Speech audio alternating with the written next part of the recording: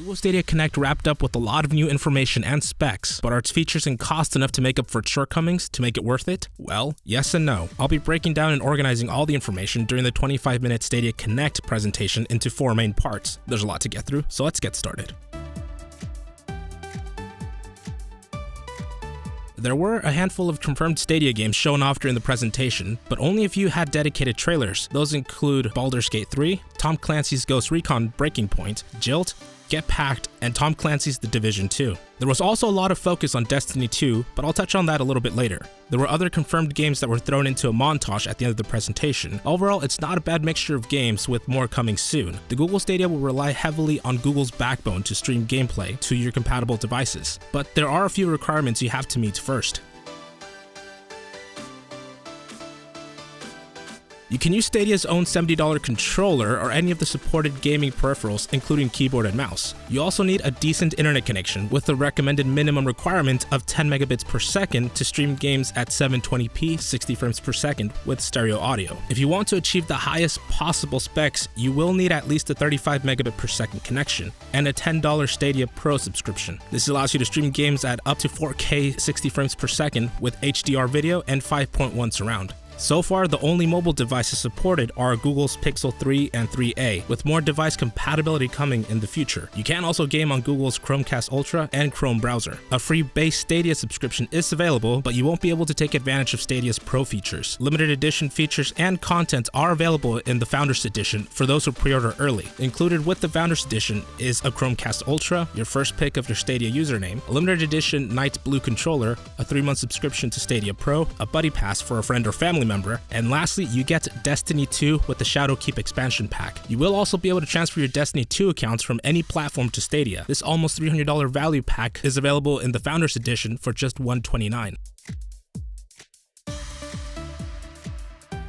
Stadia is set to launch later this year with no concrete release date given during the event. We can expect more details to come direct from Google in the near future.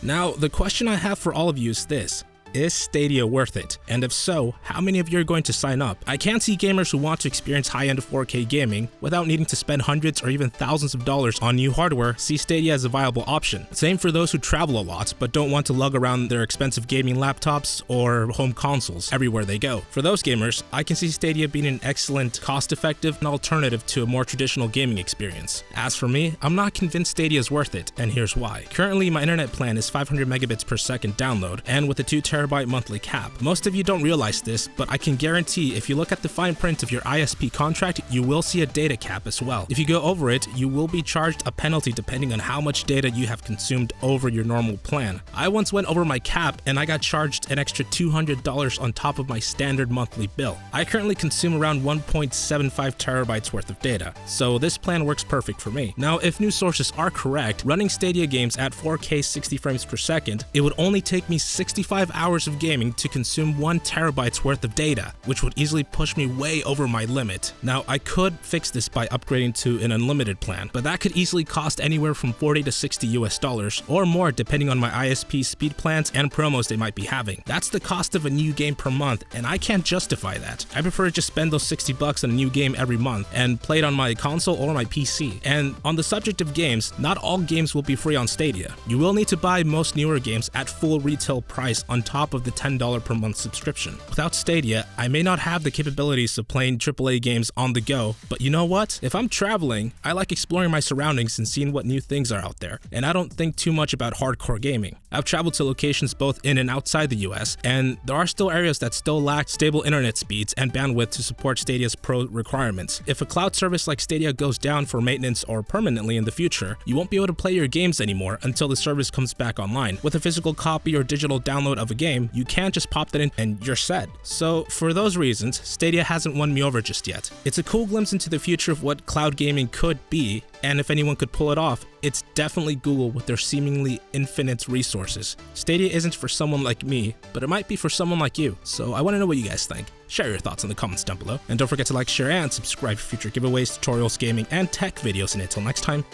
this has been GTRBytes.